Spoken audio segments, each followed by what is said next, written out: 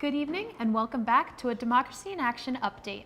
Live from the NCC News Studios at Syracuse University's Newhouse School, I'm Kat Brady. And I'm Kelly O'Neill. We have a team of reporters working throughout Onondaga County, students from the Newhouse Broadcast, magazine, newspaper, and online journalism programs. The polls opened at 6 this morning, and voters have less than an hour left to cast their ballots. Let's check in with a member of the Democracy in Action team. Erica Pischke is live at the Democratic Party's headquarters. Erica?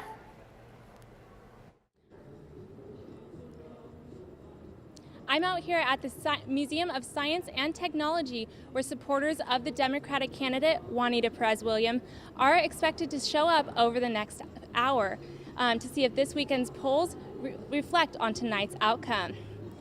Before polls opened up this morning, Perez-Williams was at 34% against Ben Walsh, the independent candidate, with 36%. Throughout this campaign, Perez-Williams has worked her way up, beating Joe Nicoletti, another Democratic candidate, during the primary election. Her vision as hopeful mayor is to create better schools and more job opportunities. When I spoke to the advisor on this campaign, he says that Perez-Williams would be a positive change for the city of Syracuse. Yeah, we feel really good about it. The campaign's going to go down to the wire, which we always knew. Juanita has really been a candidate where working men and women have rallied behind her. They're looking for a change, not the same old establishment families running the city of Syracuse. Hasn't worked for the city for the past 2 generations. We want change, and that's really what we're hearing from real people in Syracuse. They want a mayor for everyone. The polls are open until 9 tonight, and Juanita and her family are going to show up around 9:30. We'll have more at 10 p.m. Back to you, Kat and Kelly. Now more on the historic mayoral election. Recent polls performed last week show that Democrat Juanita Perez-Williams and independent Ben Walsh are virtually tied. Let's take a look at all the candidates. Juanita Perez-Williams hopes to make history as the first Latina woman mayor in New York State. She says she wants to create a community for all with quality jobs and hopes to hire a new police chief after the retirement of Frank Fowler. She also wants to create a 311 program to streamline city calls. Now let's take a look at Laura Levine, the former superintendent of Lafayette Schools. With her educational background, she hopes to make schools safer and also wants to stop families from fleeing to suburban schools. All right, now to Howie Hawkins of the Green Party. He hopes to build a sustainable Syracuse by uplifting the poor and emphasizing affirmative action programs in city employers. Finally, let's take a look at Ben Walsh, the independent candidate. He's running as an independent, and polls from last week showed that he was 2 points ahead of Juanita. He wants to create quality jobs from the city population and enhance beautification efforts within the city. He hopes to become the first independent mayor in Syracuse in 100 years. Now, it started as a 10-way contest, is now just up to these 4, and you have less than an hour left to go to cast their vote. Ultimately, the turnout of voters could push the election either way. As we near the results of tonight's election, the Republican Party is almost set to begin their final supper as they patiently await tonight's results at the election headquarters. NCC's Jonathan Sine is live in Syracuse's west side to tell us what Levine plans to do if she is elected mayor. It has been quite some time since a Republican has been in the mayor's office for the city of Syracuse, 15 years to be exact. Right now, Laura Levine finds herself near the middle of the mayoral pack, trailing Democrat Juanita Perez-Williams and the independent Ben Walsh. Right now, the headquarters is quiet, but as we near 9 o'clock, there will be over 100 people supporting their party. We're really happy that the Republican Party chose Stratomia to be their headquarters for tonight's results, and we're hoping for a lively, festive atmosphere, no matter what the results are.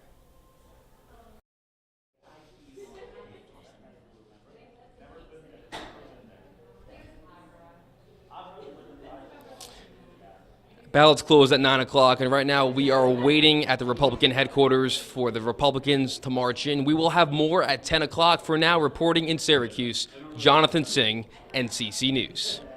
Thanks, Jonathan. Other races are going on besides the mayoral. Let's take a look at what positions are up for grabs. Democratic Council at Large Helen Hudson is running unopposed for Syracuse Common Council President.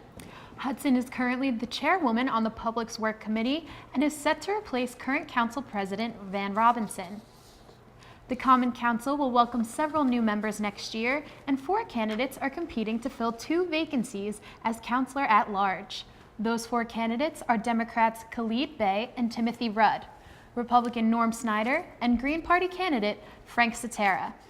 Bey has represented the city's 4th district on the Common Council since 2012. Rudd graduated from SU and has experience in municipal finance. He also worked in New York City during Mayor Michael Bloomberg's administration. Meanwhile, this is Snyder's 4th time running for a city position, and Cetera works for the Onondaga Small Business Development Center at Onondaga Community College. In the council district races, Andrea Wandersee is on the Democratic ticket and Joseph Carney is on the Republican ticket for District 1. Wandersee graduated from Syracuse University's Maxwell School of Citizenship. According to her website, Wandersee's main priorities are community safety and small business development. Carney is running for his 2nd term as the only Republican on the council. Politics is a family business for Carney. His father previously held the same council seat that he now occupies. According to the Onondaga County Board of Elections, of the district's 14,137 registered voters, 46% are Democrats, 21 are Republicans, and 24 are not enrolled in a political party. Democrat Chad Ryan and Green Party Eric Graff are running in the council's 2nd district. Ryan is a longtime resident of the 2nd District, seeking a 3rd term, and this is Graff's first run for public office. The 25-year-old supports proportional representation and hopes to increase the number of councilors representing the city. And now it's time to see Democracy in Action reporter Alana. Alana? Yes, I'm here at the Syracuse Marriott downtown where Ben Walsh's campaign team is expecting many supporters tonight. Actually, several hundred will be walking through this door, as tonight's celebration is open to all Syracuse residents. Tonight's guests will enjoy a buffet dinner, drinks, music, and a special surprise video. Candidate Ben Walsh will take the stage and speak to his supporters in attendance about the journey leading up to tonight's results. One of Walsh's campaign members says because of a recent poll, their team is feeling confident but not cocky. Sir, are you on Ben Walsh's campaign team? Yes, I'm on Ben's campaign team. I do marketing communications, advertising, some public relations with the team. Okay. Yeah. So are you feeling confident for today's election? You know, we're feeling confident in the effort that we put into it. We've seen a lot of momentum shift in our direction over the past 3 weeks. There was a poll that was really positive on Sunday, 2 points ahead, but with the margin of error, it's dead heat. So we're confident in the way that we've connected with the audiences and that they believe in our candidate, but it's going to be close. The other candidates have run a great campaign, so it's going to come down to the wire for sure. Again, guests are still trickling in, but we'll have more on later newscasts. Live in downtown Syracuse, Alana Selden for Democracy in Action. Back to you guys in the studio.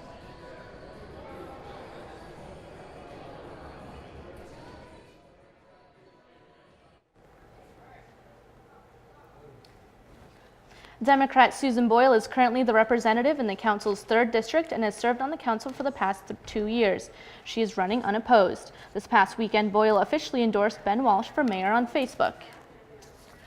Taking a look at the race covering Syracuse's south side, downtown, and parts of the east side, Democrat Latoya Allen, Green Party candidate Serena Seals, and independent Quante Wright are all running in the council's 4th district.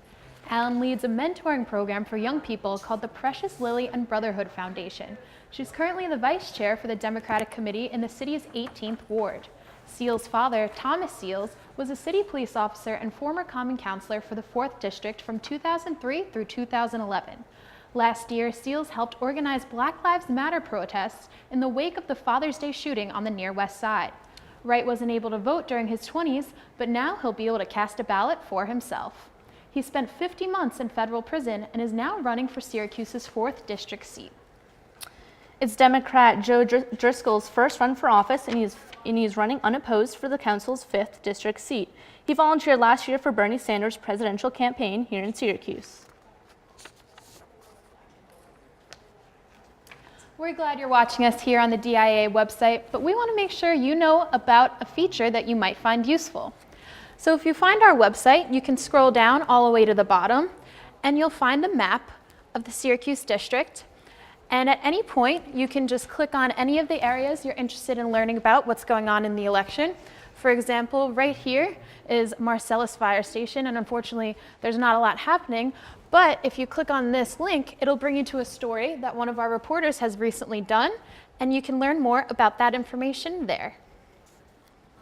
And that is the latest from our Democracy in Action team. Our next live studio update is at 10 p.m., but until then, you can find more election coverage on our website, dia-cny.syr.edu. A reminder, the polls are open until 9 p.m. I'm Kelly O'Neill. Thanks for watching.